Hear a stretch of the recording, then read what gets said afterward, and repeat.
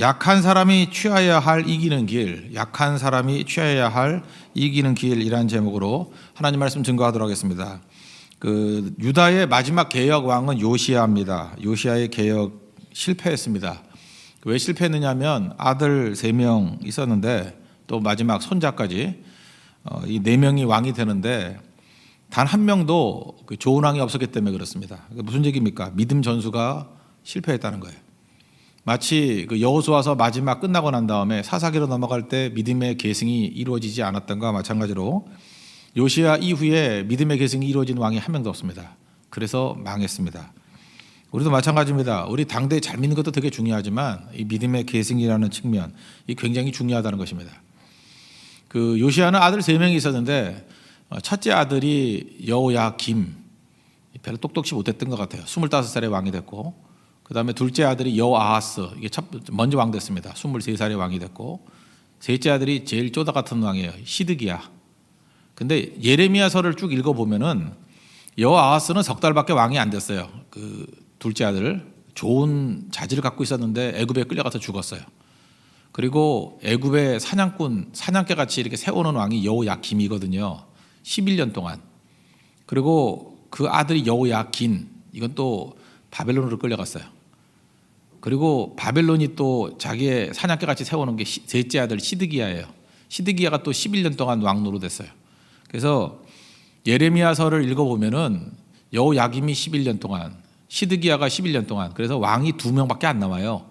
시드기야 많이 나오고 여호야김 많이 나오고 시드기야 많이 나오고. 근데 둘 다 그 요시야의 아들이었다, 이렇게 이해하면 됩니다. 하여튼 둘째 아들이 먼저 왕이 되고 첫째 아들의 아들인 여호야긴 손자, 그 다음에 삼촌이죠. 셋째 아들이 마지막 왕이 되는 그게 이스라엘의 마지막 모습이었다는 것입니다. 근데 공통점이 뭐냐? 이 세 아들 손자 단 한 명도 선한 왕이 없었다는 거예요. 믿음의 계승이 없었다는 거예요. 그래서 하나님께서 네 번이나 기회를 줬잖아요. 4명 중에 단 한 명이라도 말씀 안에 돌아왔다 그러면은 깨지지 않았을 것입니다. 이런 비슷한 안타까운 나라가 그 필리핀이죠. 2차 대전이 끝나고 난 다음에 아시아에서 선진국에 진입할 수 있는 가능성이 있는 나라는 딱 둘밖에 없다고 그랬어요. 일본과 필리핀. 뭐 일본이야 뭐 선진국으로 진입을 했지만 필리핀 얼마나 잘 사는 나라였냐면 제가 어렸을 때만 해도 기억에도 그래요. 부자 나라 간다 그러면 아예 미국 빼놓고는 홍콩 아니면 필리핀이었어요. 우리나라에 체육관 지을 능력이 없었거든요. 기둥 없는 건물 지을 수 있는 기술이 없었어요. 장충 체육관 그 필리핀이 지어준 거예요. 우리 구제해 준 거거든요. 구제. 그래서 고맙다고 막 그러고. 그때 대통령이 막사이사이인데, 막사이사이 이름도 이상하죠. 막사이사이. 그래서 노벨상 다음으로 유명한 상이 옛날에 아시아에서 주는 막사이사이 상이었어요. 그죠? 그 정도로 대단한 나라였는데 계승이 실패하고 난 다음에 뭐 지금 뭐 아무것도 아닌 나라가 돼버렸죠. 오히려 우리가 뭐 약간은 좀 뭐 하대하기도 하는 그런 나라가 돼버렸죠. 우리도 남 얘기 아닙니다. 이렇게 믿음의 계승, 어떤 영적 계승이 이루어지지 않으면은 이렇게 몰락될 수도 있다라는 것입니다. 디모데후서 2장에 보니까 사도 바울의 그 믿음의 계승이 중요한 걸 얘기를 하죠. 내가 너를 세웠다, 그 얘기가 나오고, 내가 바울이고 너 디모데. 그 다음에 2장 2절 보니까 충성된 사람에게 부탁하라, 세 번째. 그러면 그들이 다른 사람들, 또 다른 사람들에게 가르칠 것이다, 네 번째. 그러니까 바울과 디모데 다음이 충성된 사람이 또 다른 사람들. 이게 뭐 요약하면 무슨 얘기예요? 믿음의 계승이 있어야 된다. 여러분도 마찬가지입니다. 지금 우리 신앙생활 할 때 아무리 어려운 시대를 할지라도 자기가 살아있을 때 한 4대 정도의 믿음의 계승만 있다 그러면 폭발적인 능력이 나타나요. 오늘 그런 사람 되십시오. 여러분이 믿음의 바울 되십시오. 디모데를 양육하고 디모데가 또 충성된 사람이 또 다른 사람들, 이렇게 한 4번 정도만 확산이 된다 그러면 이게 어마어마한 능력이 나타나기 시작한다는 거예요. 선교 가서도 마찬가지입니다. 선교 가서 우리가 해야 될 일이 뭐냐 하면 이제 다다음 주에 네팔 선교죠. 일대 우리가 복음 증거에서 첫 번째 대가 믿어야 돼요. 그리고 그 사람이 전도한 사람을 볼 수 있으면 이건 놀라운 일이에요. 대만에서 벌써 그런 일들이 벌어지잖아요. 전도한 사람이 또 전도를 해서 그 사람이 믿고 있어요. 그죠? 믿음의 손자죠. 그 사람이 또 전도를 했다 그러는 순간에 벌써 우리는 수를 헤아릴 수 없을 만큼의 많은 사람들을 보게 될 거라고요. 이게 믿음의 계승이에요.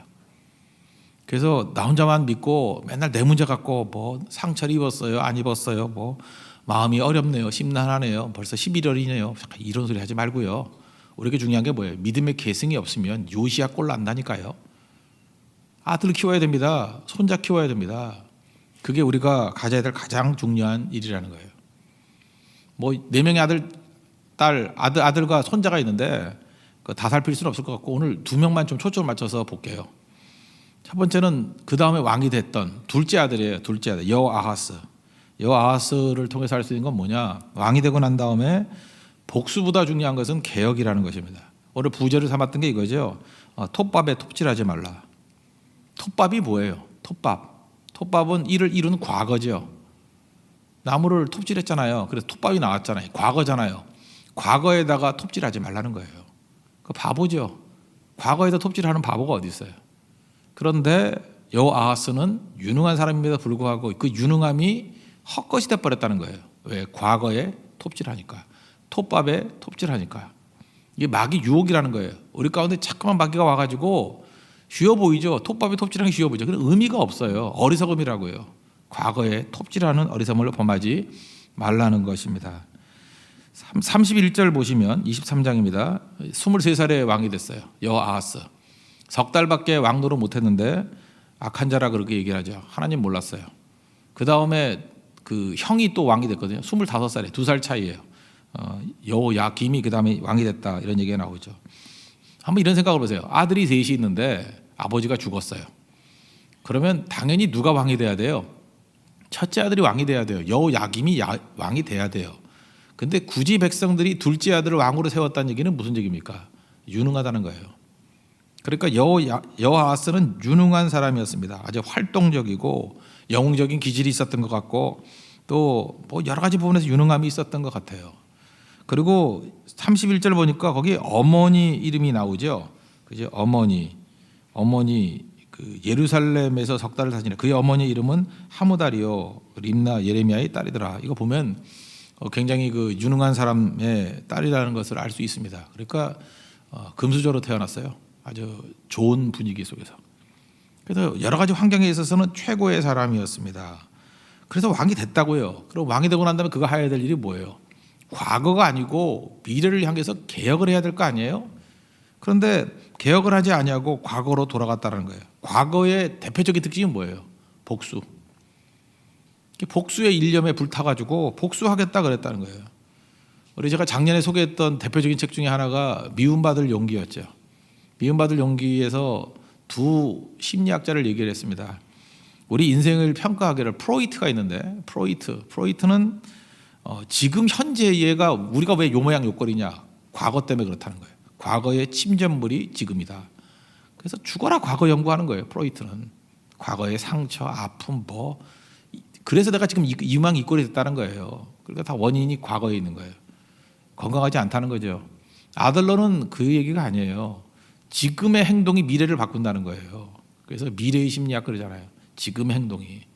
제가 볼 때 굉장히 복음적이에요. 성경에 부합하는 시각입니다. 하나님께서 우리에게 능력과 은혜를 주셨어요. 이제 그거 갖고 해야 될 일이 뭐예요? 미래를 바꾸는 일, 미래를 개혁하는 일을 위해서 나아가야지 되는 건데 과거에 매여 있다고요. 과거가 뭐예요? 복수죠, 복수. 23장 29절 뭐 30절 보면 요약하면 이거죠. 그 애굽의 왕 바로 느고가 올라왔어요. 그랬더니 요시야가 나가서 싸우다가 무깃도에서 죽었어요. 그죠? 무깃도에서 죽었다고. 그러니까 열받죠. 그 다음에 그 34절 보십시오. 그 여호아하스는 애굽으로 잡혀갔더니 내려와가지고 왕 세운 거 석 달 만에 또 잡아갔어요. 거기서 죽으니라. 그리고 첫째 아들 여호야김을 대신 왕으로 세우는 일이 벌어지게 됩니다. 여기서 여호아하스가 해야 될 일이 뭐였죠? 석 달밖에 왕을 못했지만 복수가 아니라 개혁이었어요. 우린 보통 그래요. 힘이 없을 때는 복수하겠다는 사람 아무도 없어요. 뭐 당장 살아야 되니까. 그래서 힘 줘보면 알아요. 힘 주면은 그거 갖고 뭘 위해서 쓰느냐. 그 복수 위해 쓰는 바보들이 있다니까. 그 과거라니까요. 하나님이 주신 모든 힘을 가지고 미래를 향해서 힘차게 나아가야죠. 마귀의 문화는 뒤의 문화예요. 마귀는 맨날 뒤를 쳐다보라 그래요. 뒤에 대한 처리가 해야 된다. 하나님의 문화는 항상 앞에 문화라는 것입니다. 앞을 향해서 나아가라. 그게 하나님께서 원하시는 문화라는 거예요. 여러분들 지금도 계속해서 뭐 생각만 하면 맨날 과거만 생각나고 사진도 맨날 과거 사진만 들춰보고 이러는 사람들 있죠. 그거보다 더 중요한 건 뭐냐면 지금 내게 주신 은혜와 사명을 붙들고 미래를 향해서 나아가는 것이 필요하다는 것입니다. 그래서 성령이 임하시면 자녀들이 예언할 것이고 젊은이들이 환상을 보고 늙은이들이 꿈을 꾸리라. 다 공통점이 뭐예요? 미래 얘기지 뭐 과거 읊조리는 얘기가 하나도 없잖아요. 그러니까 과거 얘기하지 말고 미래를 향해서 나아갈 줄 알아야 된다는 것입니다. 그래서 신앙의 위기는 뭐냐? 항상 과거 생각하는 거예요. 그죠? 왕년에 내가 뭐 했고 맨날 옛날 얘기하는 거예요. 옛날에 내가 뭐 잘 나갔고 뭐 따라오는 남자 많았고 뭐 어쩌겠다는 거야. 다 웃긴 얘기지. 미래를 향해서 미래에 내가 뭘 해야 될 것인가 그게 훨씬 더 중요하다는 것입니다. 전 그런 의미에서 인물을 찾을 때도 이력서 문화 별로 안 좋다고 해서 이력서는 뭐예요? 과거에 내가 뭐 했다는 거 아니에요. 그럼 그거의 철학이 뭐죠? 과거에 잘했으면 미래도 잘할 거라는 거 아니에요. 그거보다는 꾸미는 게 낫지 않아요?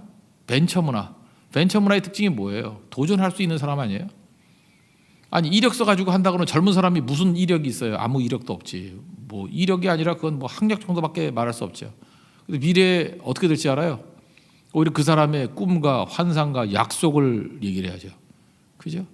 나는 무엇 때문에 설레임이 있다. 나 무엇 때문에 가슴이 뛴다. 그 얘기를 들어야지. 과거에 뭐 한참 했으면 뭐 할 거야. 아무것도 아니지. 하나님의 성령께서 역사하게 될 때는 언제나 미래를 향해 나아간다는 것입니다.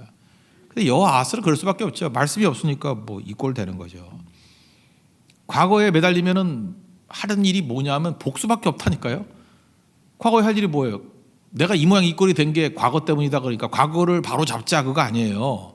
과거를 바로 잡으려니 나쁜 놈 잡아야지. 때려잡아야지. 그 복수밖에 더 있어요? 그렇죠. 그래야 내가 변화된다는 거예요. 지금 과거를 때려잡아야 미래를 향해서 나아가지 아니하고. 그 하나님의 사람의 특징이 뭐냐면 요셉을 한번 보시죠. 요셉 힘이 생겼을 때 복수했어요? 한번 생각을 해보세요. 17살에 이 원한에 사무친 인생 아닙니까? 구덩이에 빠졌어요. 누가요? 형들이 빠뜨렸어요. 죽이려고 빠뜨린 거예요. 마치 물이 없어서 살았어요. 진짜 천신만고 끝에 살아났어요.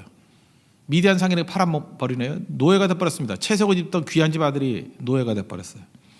보디바의 집에서 충성을 다했는데 또 그 아줌마가 와가지고 지가 유혹해놨으면서 뭐 덮어 씌우네요? 안 억울해요? 억울해서 감옥에 들어갔어요. 감옥에 들어가서 또 모범적으로 잘했더니 꿈 알려주잖아요. 당신 나간다고 술 맡은 간원 나 기억하라고 싹 잊어버리네요. 하여튼 뭐 이러다가 천신만고 그때 30살에 총리가 됐습니다. 이제 모든 힘을 다 갖게 됐잖아요. 그죠? 1인지하 만인지상 아니에요. 그것도 대제국에 뭐 지금 같은 민주국가도 아니고 그때야 뭐 절대 통치의 황제국가 아닙니까? 거기서 2인자가 됐다 그러면 모든 걸 다 갖춘 거 아니에요. 만약에 요셉이 과거를 생각했다 그러면 손볼 사람 리스트 쭉 나오죠. 제가 요셉이라고 한번 묵상을 해봤더니 제일 먼저 손볼 사람은 보디발의 아내일 것 같아. 그죠? 그 아줌마 데려오라 그래. 그 아줌마 나 눈 높아 이러면서 그죠? 아줌마 거울 없어? 내가 유혹을 했다고? 이 말이 되는 소리를 해라. 그죠? 그리고 보디발도 데려오겠죠. 못생긴 여자 얘기만 듣고 뭐 그럴 수 있겠죠. 그렇지 않겠습니까? 그 다음에 뭐 술 맡은 간원에게도 기억력이 없대. 기억나게 해줄까? 물고문 해가지고 뭐 넣었다 뺐다. 기억나지 이제. 다시는 기억이 안 나지 않을 거야. 뭐 이러면서. 그 다음에 형들 오면은 뭐 형 그 넘버대로 그죠? 1번 나와, 2번 나와, 뭐 줄 봤다 뭐 이럴 수도 있고. 그럴 수도 있지 않겠습니까? 그죠?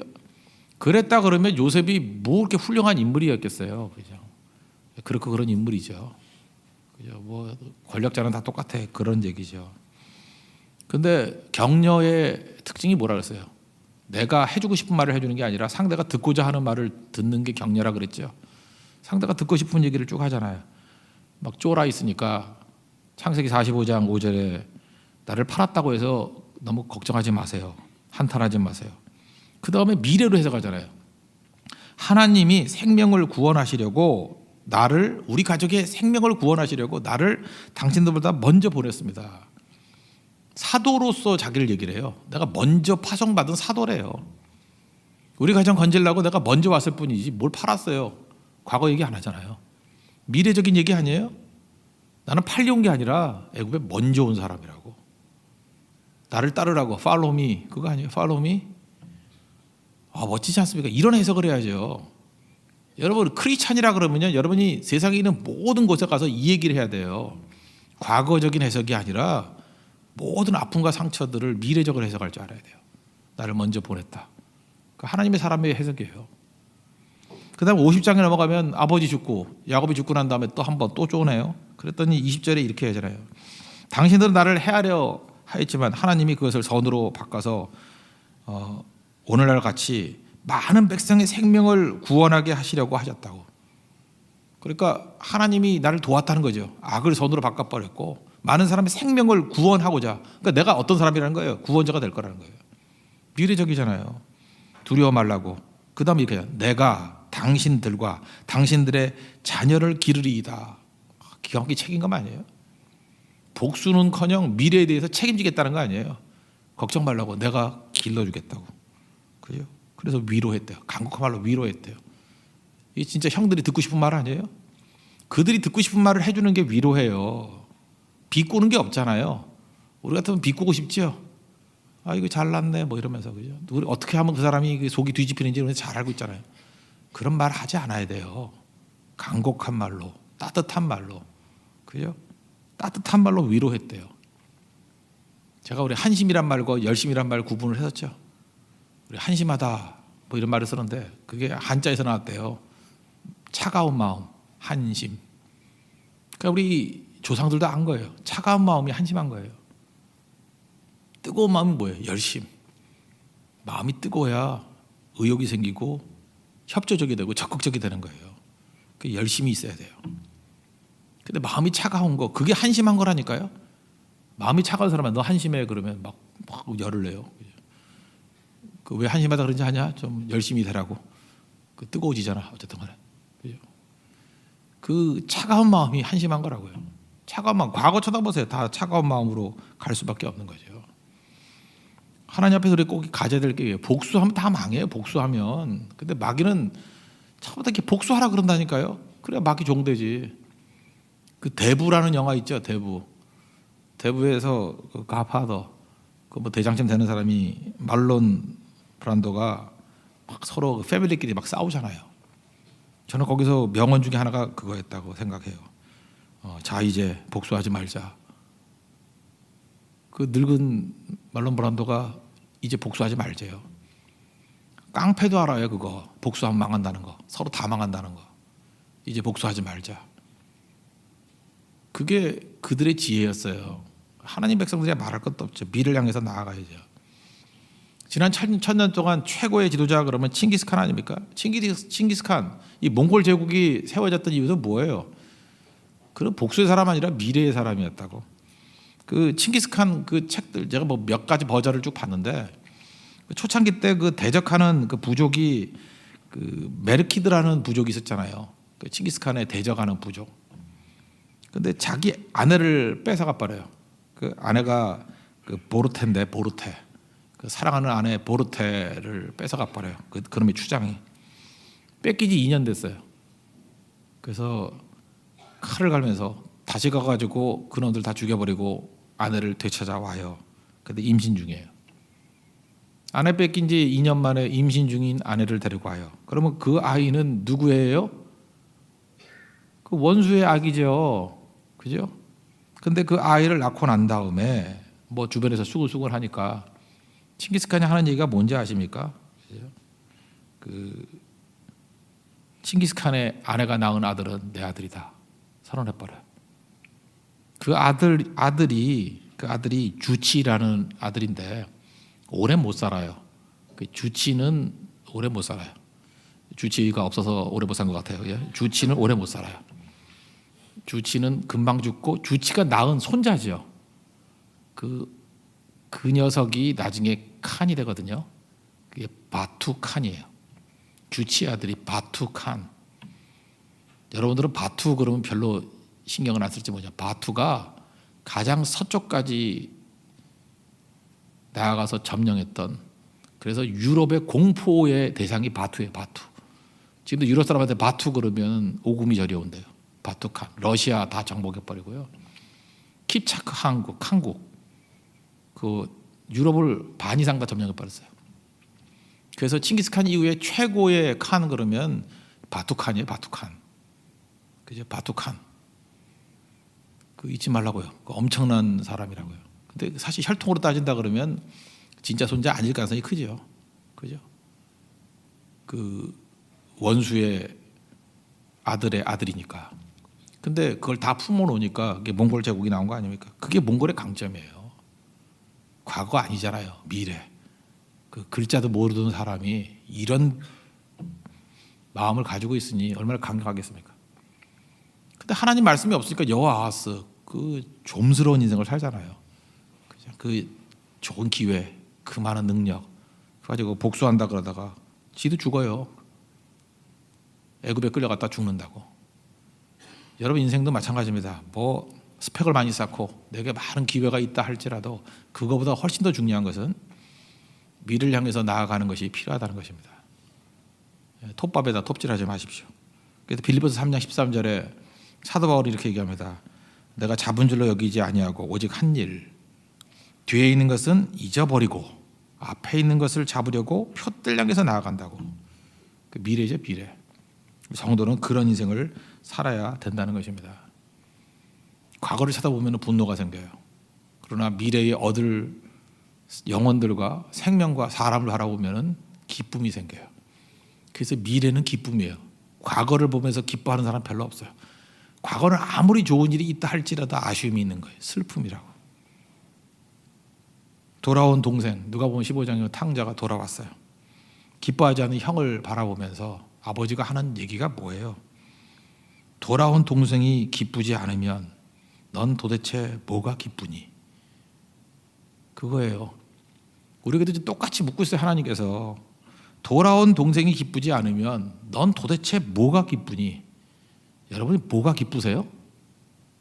뭐가 그렇게 기쁘세요? 물질이 기뻐요?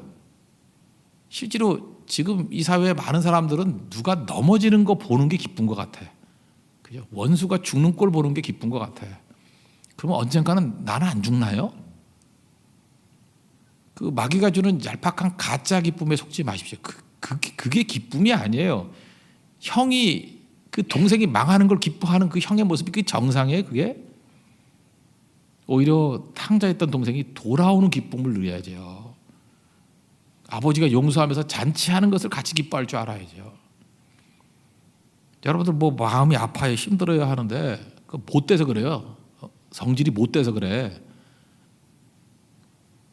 하나님이 기뻐하는 거 같이 기뻐해야 돼요. 그죠? 영혼이 살아오는 거 기뻐해야 되고, 어떤 사람이 결혼하는 거 기뻐해야 되고, 잘 되는 거 기뻐해야 되고, 합격하는 거 기뻐해야 되고. 그게 기쁘지 않다 그러면 그 못된 놈들이죠. 그게 뭐 말할 거 뭐 있어요? 그걸 위로해 달라고? 못된 건데? 나는 왜 집안에 있는데 염소 새끼도 하나 안 잡아줘요? 그럼 염소 새끼 다리를 패야 돼. 그건 그 못된 놈이라고. 못된 놈. 여호아하스 같이 된다고요. 힘 줘봐야 그 복수하다 끝내버릴 사람이에요. 그러니까 하나님 힘도 안 주지. 우리가 지금부터 하나씩 증명을 해야 돼요. 하나님 내게 작은 힘이라도 주시면 복수로 쓰지 않고 과거로 쓰지 아니하고 생산하는 데 쓰고 미래를 향해 쓰고 하나님의 영광, 그의 나라와 그의 의를 위해서 쓰겠습니다. 능력도 그렇고 돈도 그렇고 기회도 그렇고 건강도 그렇고 다 마찬가지예요. 하나님이 주신 거에 대해서 우리는 항상 시비 걸어야 돼요. 너는 그게 기쁘니? 너는 그게 기쁘니? 여러분 지금 기뻐하는 모습을 보면 내가 누군지를 지금 다 보여주고 있어요. 잃어버린 동생이 돌아온 게 기쁘지 않으면 도대체 너는 뭐가 기쁜 거니? 여러분 뭐가 그렇게 기쁘세요? 맨날 부중충 하고 있는데 지금 기뻐할 일이 되게 많은데도 기뻐하지 않는다는 건 도대체 뭐 갖고 기뻐해요? 지금 무슨 망둥이들 같이 이상한 거 갖고 막 기뻐하는 사람도 많이 있죠. 누구 넘어졌다 깨졌다 뭐 이혼한다 뭐 그럼 기뻐해. 넌 도대체 뭐니? 묻고 싶지 않아요? 하나님께서 우리에게 주신 기회를 가지고 미래를 향해서 힘차게 나아갈 수 있는 믿음의 종 되기를 축원합니다. 그러면 더 부어 주신다는 거예요. 두 번째 한 사람만 더 살피겠습니다. 여호야김 첫째 아들이죠. 이제 둘째 아들이 여호아하스가 애굽으로 끌려갔어요. 그래서 애굽의 바로 느고가 왕으로 세운 거예요. 여호야김. 원래는 이름이 엘리야김이에요. 엘리야김인데 이름도 바꾸면서 왕 세웠어요. 여호야김으로. 엘리야김이나 여호야김이나 이름은 똑같아요. 하나님이 세우셨다. 원래 요시아가 아들 이름 세울 때는 엘리야김으로 세웠어요. 엘이나 여호와나 엘이나 똑같은 거거든요. 그래서 하나님이 세우셨다. 근데 이름이 똑같은 뜻인데 왜 엘리야김을 여호야김으로 바꿨을까요? 바로누고가 조롱이에요, 조롱. 그죠? 니네 아버지가 세우고 뭐 하나님이 세우셨다. 그래, 나도 이름 지어줄게. 그 내가 세웠어. 하나님이 세운 거 내가 인정해야 세우는 거야. 그래서 이름을 슬쩍 바꿔버린 거예요. 이거 뭐라고 생각할 게 있어야 되나? 뭐 우리 그도 이름 뜻은 똑같은 게 있잖아요. 나 남자 이름 생각이 안 나. 여자 이름 만약에 미선이 그러면 아름다울 미에 착할 선자 그런 거 많이 있잖아. 미선. 너 오늘부터 선미야. 뜻이 바뀌어요? 뭐 미선이나 선미나 뭐 한참 똑같잖아요. 그죠? 아름답고 착하나 착하고 아름다우나 이름 바꿔놨다는 건 뭐예요? 조롱의 의미가 있다니까요. 아버지는 미선이라고 지었는데 너 오늘부터 선미라고 부를 거야. 이름도 똑같잖아. 그렇게 가는 거예요. 그래서 창씨개명 뭐 이런 것들은요, 이름 바꾼다는 건 이 조롱의 의미도 있다고요. 그러고 갔으면 지금 굉장히 취약한 정권 아니에요. 힘이 없죠. 우리 여호야김에서 배워야 될 게 뭐냐면 우리도 힘이 없는데 어떤 자리에 올라갈 때가 있어요. 너무 미약한 상태에서. 그때는 막 도전하는 사람도 있고 막 비우는 사람도 있고 흔들흔들해요. 이 기반이 제대로 되지 않았어요. 그때 진짜 나쁜 놈들 많이 나타나요. 그죠? 막 뒤흔드는 사람들. 취약한 기반에서 어려운 상황에서 든든하게 사명을 감당하기 위해서 해야 될 일은 뭐냐? 여러분 잊지 마십시오. 말씀으로 돌아가는 거예요. 말씀으로 탄탄히 세우는 거예요. 말씀. 그리고 더 많이 기도하는 거예요. 잠깐 나가서 싸우려고 그러지 말고. 예를 들어서 뭐 우리 교육자들 같으면 뭐 전도사 때 제일 약한 거 아니에요? 아직은 뭐 정식 교육자도 아니잖아요. 전도사면 이제 학생이니까. 그렇다 그러면 뭐 우리 교회 그런지 않겠지만 뭐 어디서 약간 무시할 수도 있고 뭐 잘 안 시키려고 그러기도 하고 뭐 그 사람 설교한다 그러면 뭐 썰물 빠져나가듯이 잘 나오지도 않고 그렇다 그러면 그거 갖고 성질 내면서 어디 가냐 그러고 비디오 다 찍었다 그러고 뭐 그럴 수가 있냐느냐 하고 뭐 문자 보내고 그죠? 뭐 송곳으로 인형 만들고 찌르고 막 이러면 안 되죠. 그러면 이제 한 방에 훅 가는 거예요. 그때 해야 될 일이 뭐예요? 더 말씀 붙들고 더 기도하고 더 겸손해지고 기본으로 돌아가는 거. 여호야김이 그랬어야 돼요. 그죠? 우리도 마찬가지예요. 이게 혼돈스러운 상황이 오면요 언제나 그래요. 말씀으로 더 깊이 들어가야 돼요. 말씀도 연구하고 말씀이 말하는 게 뭔지 더 성경적으로 깊이 들어가야 되고 더 엎드릴 줄 알아야 되고 그러면은 이기는 건데 여호야김은 그거를 몰랐죠. 예레미야서 26장에 보면요 20절에 거기 우리야라는 사람이 있어요. 우리야 이름이 비슷하죠. 누구하고. 근데 이 사람이 뭐 예언한다 그러면서 자기에게 듣기 싫은 소리를 예언했어요. 그래서 애굽으로 망명을 했는데 또 스파이 보내가지고 잡아다가 쳐 죽이네요. 이런 거 할 사람 아니거든요. 그러니까 지금 말씀 안에 돌아갈 생각을 안 하고 이런 짓들 하고 있어요. 지금 힘을 엉뚱한 데 빼고 있는 거예요. 11년 동안 왕노릇 하면서 25살에. 이놈도 일찍 죽었어요. 25살에 왕이 됐으니 11년 동안 했으니 36살에 죽었죠. 뭐 오래도 살지도 못했어. 그 다음에 예레미야 36장 22절에 보니까 겨울 궁전이 있었는가 봐요. 거기서 화로에 이렇게 불을 피우고 있었는데 여우디라는 사람을 불러가지고 아버지가 말씀을 발견했죠. 율법을 발견했죠. 그 읽을 때 옷을 찢으면서 회개했던 아버지와는 달리 이놈이 했던 일이 뭐냐면 읽어. 그래서 읽으면은 면도칼로 그것을 베어다가 화롯불에 집어던졌어요. 그래서 하나님 말씀을 다 태웠어요.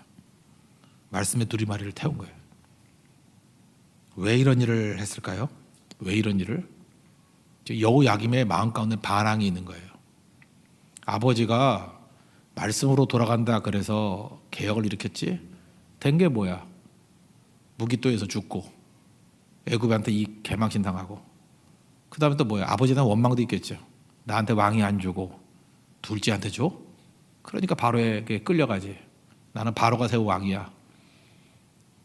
아버지가 세워주지 않아도 바로가 날 세워줘. 뭐 이런 반발심. 여러분, 이 땅을 살아가면서 우리 인생 가운데 이런 실망이 있어요, 없어요? 하나님이나 아버지에 대한 실망이 있을 수 있다고. 실망이 있을 때 다시 하나님께로 돌아가서 기본으로 돌아가서 살아가는 인생이 있는 반면에 이 여호야김도 마찬가지야. 실망 플러스 고집. 참 묘해요. 나는 하나님 말 몰랐다고 생각하지 않아요. 하나님에 대해서 실망하고 아버지에 대해서 실망했어요. 그리고 고집이 있어요. 그럼 여호야김 같이 완전히 망해버립니다. 여러분, 생각보다 그 말씀을 떠난 사람 가운데 고집 센 사람 많아요. 뭐 예를 들어서 예배로 돌아오라 그러면 자기도 안 돼. 예배가 중요한 거 알고 하나님 살아계신 거 알고 다 안 돼. 그 진짜 미치는 게 그거예요, 그죠? 다 아는데 안 하겠대요. 이거 어떻게 하죠? 다 알겠대요. 자기도 다 한대. 이러면 안 되는 거 안 돼. 그죠? 자기도 영적 체험 해봤대요. 막 나한테 설교해요. 영적 체험 해봤고, 뭐 하나님이 두세 사람이 모여서 기도하면 기도의 응답도 있는 거 알고 성령 체험도 했고 다 한대. 근데 싫대. 다 한다 그러면서 그 여호야김의 그림자가 보여요. 이 반항도 이런 반항이 없죠. 그죠? 그러면서 이 녀석은 케이스를 따라가요. 여러분, 인생에 사는 게 두 가지가 있는데 케이스를 따라가는 게 있고 모델을 따라가는 게 있어요. 케이스는 케이스 바이 케이스이기 때문에 그때그때 다른 거예요. 그러니까 참 이게 교회도 천박해지는 게 뭐냐면 하나님 말씀을 따라야 되는 거, 이게 모델이거든요. 그 다윗이 모델이에요. 근데 무슨 케이스 있죠. 케이스 뭐 이렇게 했을 때 되더라, 저렇게 했을 때 뭐 세들베 교회가 이렇게 했더니 뭐 부흥하더라, 뭐 어떤 교회는 또 이렇게 했더니 뭐 되더라, 뭐 이런 게 케이스거든요. 그러니까 케이스의 예는 뭐 이런 거죠. 그 사울이 투구를 쓰고 승리했다. 그러니까 다윗이 투구 씌우는 거예요. 그건 케이스예요. 근데 더 중요한 건 뭐예요? 투구 입는 게 아니고 갑옷 입는 게 아니라 하나님을 의지하는 백성보다 승리하더라. 그건 모델이에요. 그 성경에도 보면은 애굽으로 내려가라 그럴 때도 있고 가지 말라 그럴 때도 있죠. 아브라함에게는 애굽으로 가지 말라 그랬는데 야곱에게는 애굽으로 가라 그랬어요. 뭐가 맞아요? 이건 케이스예요. 그때마다 케이스는 틀리다고. 근데 공통점은 뭐예요? 하나님의 음성을 듣고 순종하는 거. 이건 모델이에요. 그래서 많은 순간에 많은 사람들이 그 케이스를 착각하는 거야. 그 케이스일 뿐인데 그거 가지고 혼동이 오는 거예요. 어떤 때는 그 흉년이 오면요, 까마귀가 물어다 주는 거 먹으라 그럴 때도 있고 어떤 때는 피하라 그럴 때도 있어요. 뭐가 맞아요? 케이스예요. 그때 틀려요. 근데 모델은 뭐예요? 하나님의 명령을 순종하는 것. 그건 모델이에요. 그러니까 여러분, 모델을 따라갈 수 있는 그런 모습이 있길 바랍니다. 근데 이 여호야김은 그러니까 얘가 머리가 나쁜 것 같아요. 아무리 봐도. 이런 케이스와 모델을 혼동을 하는 거예요. 그래서 케이스만 찾아가지고 자기 그 선배들 가운데 뭐 외교했던 케이스 그 따라가다가 망하고, 동맹하는 거 따라가다 망하고, 뭐 이렇게 흉내내다가 그 예레미야서에 쭉 나와요. 그때마다 여러분 예레미야서 쭉 한번 읽어보세요. 읽어보면서 이 여호야김 케이스 따라가다가 망한 케이스예요. 중요한 거죠. 근데 중요한 건 뭐예요? 여러분, 모델이 있어야 돼요. 모델. 다윗 모델, 예레미야 모델, 그런 게 있어야 된다는 것입니다. 한번 우리 여호야김하고 다윗하고 한번 비교해 봅시다. 이 모델이라는 측면에서. 다윗도 실망하려면 충분히 실망한 일생이었죠. 한번 생각해 보세요. 어린 나이에 10대에 갑자기 그 양 치고 있던 목동이었는데 사무엘이 와가지고 괜히 바람을 넣네.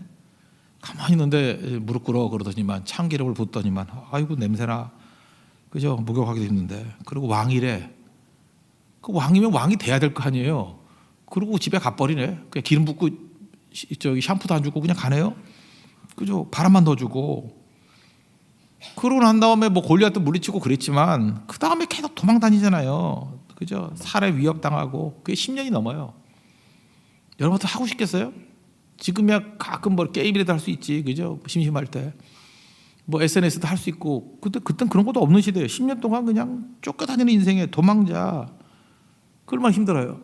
그리고 자기가 먹을 것이 없어서 노베에 있는 제사장한테 가가지고 야 먹을 것 좀 달라고 해서 진설병 먹었잖아요. 그거 먹었다고 사울이 열받아가지고 제사장 85명을 다 죽여버리잖아. 여러분 한번 생각을 해봐요.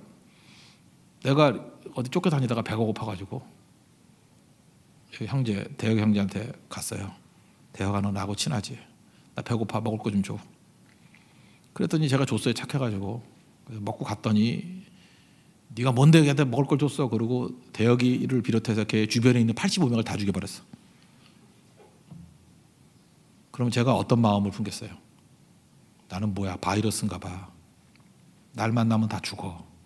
죄책감 있지 않겠어요? 그게 뭐예요? 이게 축복이에요? 그럴 때 다윗은 충분히 하나님 앞에 이렇게 얘기할 수 있어요. 하나님, 이게 뭡니까? 이럴 수 있습니까? 이게 뭐예요? 그런데 다윗은 그래서 모델이에요. 어떤 상황이 온다 할지라도 주님을 바라보는 거 그치지 않아요. 하나님만 바라보는 거예요. 흔들리지 않아요. 여러분, 다윗보다 흔들릴 마음이 더 어디 있겠어요? 그럼 물론 뭐 열받았을 때 기도는 해요. 뭐 저놈들 뭐 삼족을 멸하게 해달라 그러고 막 욕하고 막 그런 거 있어요. 하나님 앞에서는. 그렇지만 하나님에 대한 신뢰를 떠나진 않아요. 그게 중요한 거예요. 그게 다윗이 그래서 모델이라니까요. 시편 23편 4절 같은 데 보면 사망의 음침한 골짜기를 간다고. 여러분, 그 이스라엘 지형은요, 물이 없어요. 그래서 그 아프리카 뭐 동물의 왕국 같은 데 나오잖아요. 그 사슴이나 이렇게 약한 짐승들이 골짜기로 가요. 골짜기에 물이 흐르거든. 그 물이 흐르면 좋은 것 같이 보이지만 위험하죠. 왜 위험해요? 사슴만 물을 먹나? 맹수들도 물을 먹잖아요. 그래서 호숫가라든지 시냇가에는 모든 동물이 다 모여들어요. 그래서 이건 이율배반적인 거예요. 시원한 물이 있는 거와 동시에 죽음의 위협이 있어요. 여러분, 인생 살 때도 그렇지 않아요? 그래서 사망의 골짜기예요. 좋은 곳인데 또 사망의 그림자가 드리워져 있는 곳이에요. 우리 인생이 다 그렇죠. 좋은 곳은 항상 위험한 거예요. 좋은 건 위험한 거라고. 그런데 사망의 음침한 골짜기를 다닌다 할지라도 해를 두려워한다는 건 뭐냐? 맹수가 와서 나를 덮치려고 하는 것을 두려워하지 않는데요. 왜냐? 나는 물만 마시는 거에 집중할 수 있어. 주께서 함께 하시기 때문에, 나와 함께 하시기 때문에. 그리고 주의 지팡이와 막대기가 나를 보호해 주신대요. 특별히 이 막대기를 한번 생각해요. 막대기. 이 막대기가 나를 보호해 주신다. 이 막대기는요, 은혜의 상징이에요. 사실 연약한 힘인데 하나님이 함께 해주시면 나를 건져준다, 그런 뜻이에요. 지금 양들도 이렇게 뭐 풀을 먹일 때, 뭐 물을 먹일 때 아마 그 골리앗과의 싸움에서도 사무엘상 17장 나오죠. 사자의 발톱에서 곰의 발톱에서 건졌다, 건진 받았다, 이런 얘기가 나오는데, 그때 다윗이 갖고 있는 게 이제 막대기 아니에요. 제가 미얀마 선교를 갔을 때 그 조련사한테 우리나라 돈 500원을 주고 사자로 하여금 울게 만들었어요. 사자 후를 바라도록. 500원 주니까 이렇게 하니까 막 으르렁 하는데, 내가 소리 듣고 뒤로 나자빠졌어요. 내가 내 느낌엔 한 2m쯤 떨어진 것 같아. 사자가 소리 확 지르는데 내가 거기 못 서 있겠더라고요. 소리의 힘으로 뒤로 나빠져버린 것 같아요. 그리고 산에 쩌렁쩌렁 울리는데 동물원에 있는 모든 동물들이 쥐같이 돼버렸어요. 사시나무 떨듯이. 소리만 듣고도. 제가 그때 느꼈던 게 뭐냐면 이거 뻥 같더라고. 막대기로 사자를 이겨? 장대를 줘도 못 이겨요. 사자가 그게 보니까요, 이 펀치가, 이게 손 하나가, 이게 발이라 그러죠. 앞발이 거의 웬만한 사람 몸이에요. 몸. 그리고 이게 또 자동이야. 또 힘을 딱 주니까 발톱이 나오더라고. 이게 없는 게 아니에요. 딱 나오는데 거의 식칼이야. 회칼이야, 회칼. 이만한 게. 쓱 그으면 목이 날아가 그냥. 이빨을 보니까요, 이빨이 이게 꽝 들으면 2톤이 으스러진대요. 뭐 설명을 쭉 하는데, 뭐 선교사님이 내가 볼 때 그 통에서 뻥 같아. 하여튼 뭐 그렇게 쭉 하는데, 하여튼 무서워요, 보기가. 근데 막대기로 이겼다고요? 그 막대기는 어떤 막대기냐면 일반적인 막대기가 아니라 진짜예요. 곰이 오고 사자가 왔을 때 손에 있는 막대기를 가지고 싸웠는데 이긴 거예요. 그러면 막대기가 강해서 이긴 거예요? 하나님이 도와서 이긴 거예요? 하나님이 도와서 이긴 거예요. 막대기는요, 이해하셔야 돼요. 연약함의 상징이에요. 막대기 하나밖에 없었는데도 불구하고 곰을 이길 수 있었고 사자를 이길 수 있는 거, 이건 말이 안 되지, 그 얘기예요. 말이 안 되는 일이에요. 사자하고 곰하고 내가 조련을 잘해서 이겼다, 그렇게 이해하면 안 돼요. 말이 안 되는 얘기지. 근데 말이 안 되는 승리를 나는 맛봤어. 왜? 주께서 나와 함께 하시기 때문에. 이해가 되십니까? 주께서 나와 함께 하시기 때문에. 그래서 그 감격을 가지고 골리앗 저놈도 내가 지금 막대기 하나를 들고 나가더라도 능히 이길 수 있어. 이 고백이에요. 지금 많은 사람이 이게 착각을 해. 그래서 불맷돌 연습을 많이 해가지고 이겼다 자꾸만 이런 식으로 해석하는데, 물론 그런 것도 있겠지만 그거보다 더 중요한 건 뭐냐면 하나님이 함께 하셨기 때문에 이겼다는 거예요. 하나님께서 함께 하셨기 때문에. 그게 훨씬 더 중요한 거죠. 그래서 사무엘상 17장에 보면은 막대기 들고 막대기에다가 이렇게 그 물맷돌 달아가지고 돌리는 거 아니에요. 그러니까 막대기를 보면서 골리앗이 어이가 없었어요. 43절 다윗에게 이르되 내가 나를 뭐로 본다고요? 내가 개니? 그랬어요. 개로 여기고 막대기를 가지고 내게 왔니? 그랬다고요. 그러니까 골리앗이 보기에도 막대기가 센 무기예요? 약한 무기예요?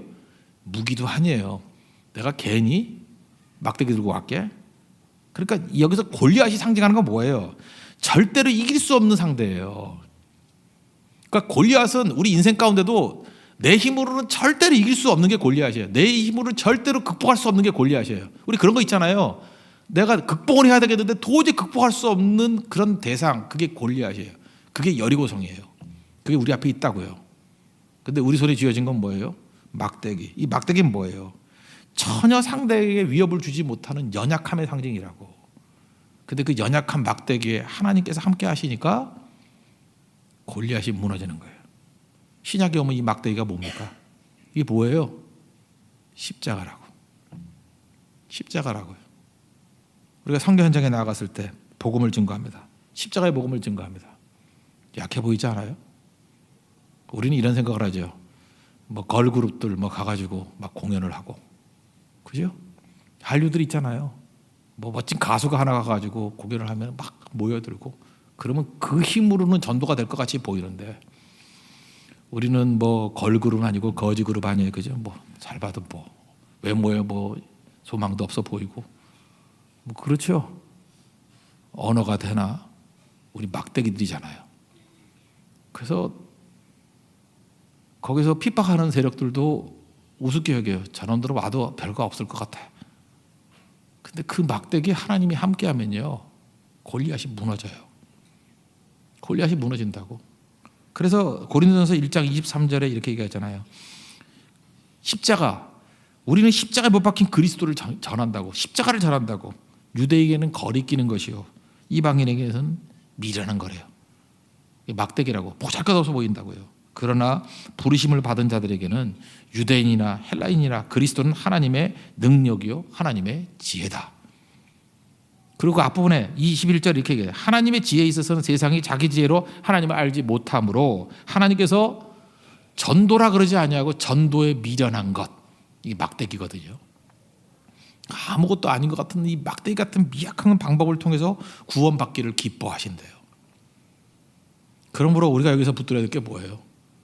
여호야김, 이 멍청한 놈은 말씀의 능력을 모른 거예요. 이걸 너무 미약하게 본 거예요. 바로의 군사력만이 최고인지 알고 결국 그것 때문에 망하는데, 나중에. 여러분 지금도 그러죠. 예배 드리는 게 별거예요. 지금 예배 드릴 때가 아닙니다. 지금 기도할 때만이 아닙니다. 행동을 해야 되고 딴 걸 해야 되고 나가서 돈을 벌어야 되고 총을 가져야 되고 돈이 있어야 되고 무력이 있어야 되고 다 그런 거 아니에요? 스펙이 있어야 되고. 세상은 다 눈에 보이는 물질 얘기예요. 왜? 물질이 확 와닿거든. 눈에 보이지 않는 것들은 가치가 없어 보이잖아요. 근데 미약하면 미약할수록 어디로 가야 돼요? 말씀으로 가야 돼요. 말씀으로. 하나님, 나는 막대기입니다. 나는 마른 막대기입니다. 아무것도 아닙니다. 근데 하나님께서 함께 하시면 이것이 골리앗도 물리치고요, 이것이 세상의 힘으로 하지 못하는 모든 것들을 이루어내는 능력이 됩니다. 여호야김은 이걸 깨달았어야 돼요. 이걸 놓쳤다는 것입니다. 오늘 두 사람을 통해서 우리가 알 수 있는 건 뭐냐? 연약하면 연약할수록 말씀 붙들면 삽니다. 왜 연약하게 만들었어요? 딴 거 의지하지 말고 말씀만 붙들라고. 근데 이 멍청한 녀석은 말씀을 불쏘시개로 삼았어요. 그러니 죽지요. 원래 여러분 말씀에는 답이 없습니다. 오직 말씀 안에서만 우리 인생을 걸 수 있는 우리 하나님의 종 되길 바랍니다. 그리고 하나님께서 능력 주시면 과거 복수 아니에요. 그죠? 미래를 위해서 힘차게 생명 살린 것을 위해 나아갈 수 있는 우리 여호아스의 어리석음을 범치 아니하는 우리 하나님의 거룩한 종 되기를 바랍니다. 성령은 미래의 영입니다. 성령은 미래의 영이에요. 성령 충만하게 미래를 향해서 나아가고 또 성령은 말씀의 영입니다. 우리가 말씀 붙들고 성령 의지하면 그것이 우리를 살리는 힘이 될 것입니다. 모두 자리에서 일어나겠습니다. 성령의 새바람 우리 찬양하겠습니다.